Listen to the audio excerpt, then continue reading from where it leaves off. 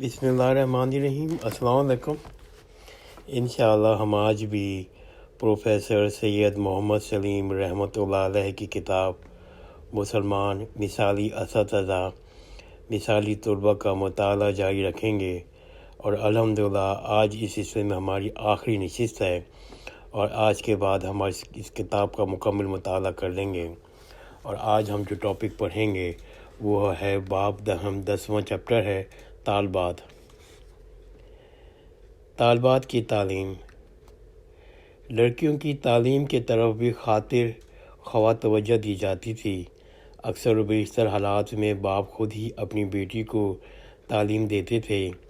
ابتدائی تعلیم کے مکاتب میں بچے و بچیاں اکٹھی مسجد میں تعلیم حاصل کرتی تھیں، بعد میں ثانوی تعلیم گھر پر دی جاتی تھی۔ عیسیٰ بن مسکین 278 ہجری کے حال میں لکھا ہے کہ وہ صبح سے لے کے ظہر کی نماز تک تو باہر شاگردوں کو تعلیم دیتے تھے۔ ظہر کے بعد گھر کے اندر وہ اپنی بیٹیوں، پوتیوں، بھتیجوں، بھانجیوں اور نواسیوں کا مدرسہ قائم کرتے تھے۔ ان کو قرآن مجید کی تعلیم دیتے تھے اور دیگر علوم کی تعلیم دیتے تھے۔ شاہ محمد اسحاق دہلوی 1256 ہجری۔ فجر کی نماز کے بعد اندر گھر میں چلے جاتے تھے، وہاں خاندان کی لڑکیاں جمع ہو جاتی تھیں، ان کو وہ تعلیم دیتے تھے۔ جب ان کی تعلیم ختم ہو جاتی تھی تب وہ باہر لڑکوں کے مدرسے میں تشریف لاتے تھے۔ مولوی محمد اسماعیل شہید نے اپنی بہن کو بیوہ ہو جانے کے بعد تعلیم دینا شروع کی تھی۔ انہوں نے حدیث کی کتاب مشکوات شریف ان کو پڑھائی تھی۔ فاضل لڑکیاں۔ مشہور شاعر عبدالرحمن عاشی ہمدانی کوفی، جس نے عبدالرحمن بن اشد کی اپنی اشعار سے امداد کی تھی جب انہوں نے حجاج بن یوسف کے خلاف اعلان جہاد کیا تھا، اس نے اپنی بیٹی کو خود تعلیم دی تھی۔ وہ علوم ادبیہ میں ماہر تھیں، وہ ایسی ذہین لڑکی تھیں۔ ادبی ذوق ان کا اتنا شائستہ تھا کہ عاشی اپنی نظم اس وقت تک شائع نہیں کرتا تھا جب تک وہ اپنی لڑکی کو نہ سنا لے اور اس کی تنقید نہ سن لے۔ ہندوستان میں اردو زبان کے مشہور صاحب طراز ادیب محمد حسین آزاد کے حال میں بھی یہی لکھا ہے۔ ان کی لڑکی علوم ادبیہ میں بڑی ماہر تھی۔ محمد حسین آزاد کی تمام تصانیف پر وہ لڑکی نظر ثانی کرتی تھی۔ نواب عماد ملک بلگرامی کی لڑکی بھی بڑی فاضلہ تھی، عربی زبان پہ عبور رکھتی تھیں، نواب صاحب کی تصانیف پر نظر ثانی کرتی تھیں۔ خواتین معلمات۔ بعض فاضل خواتین نے حلقہ درس بھی قائم کیے ہیں جسے مرد بھی استفادہ حاصل کرتے تھے۔ اس کا آغاز تو حضرت عائشہ رضی اللہ عنہا سے ہوا۔ وہ دروازے میں پردے کے پیچھے سے بیٹھ جاتی تھیں اور باہر صحابہ کرام رضی اللہ تعالیٰ عنہ ان سے سوال کرتے تھے، مسائل دریافت کرتے تھے۔ بعد میں بعض خواتین درس حدیث دیتی رہی ہیں۔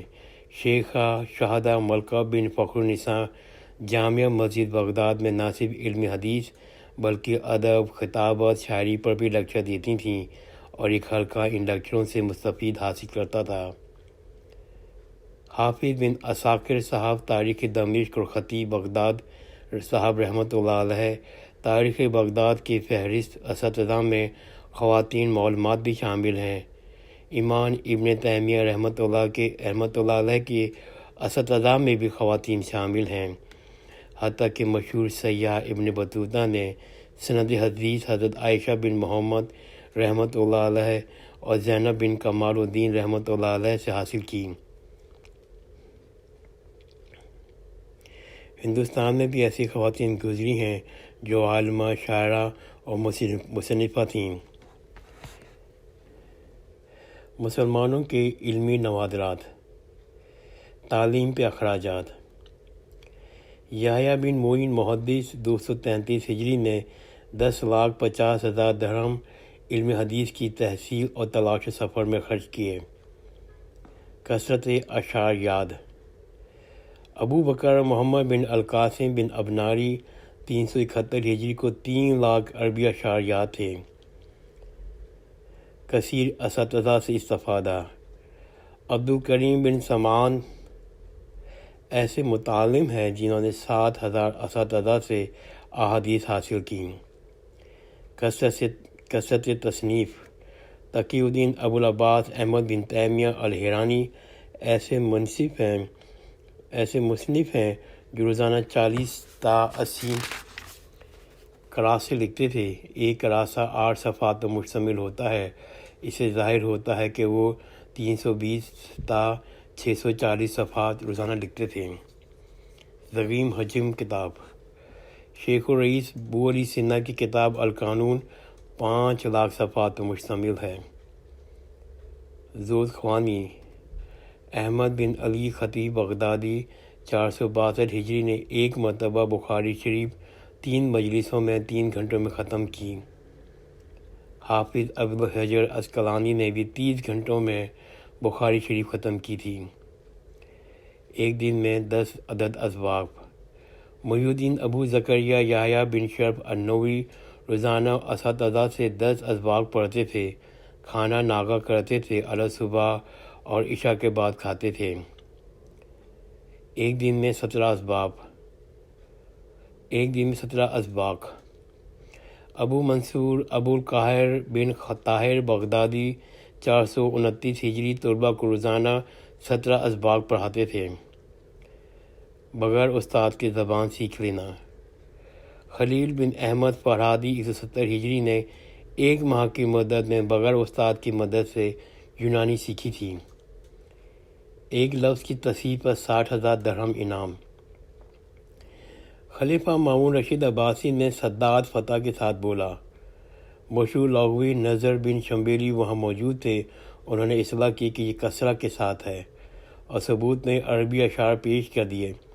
خلیفہ نے خوش ہو کر 60,000 درہم انعام دیا۔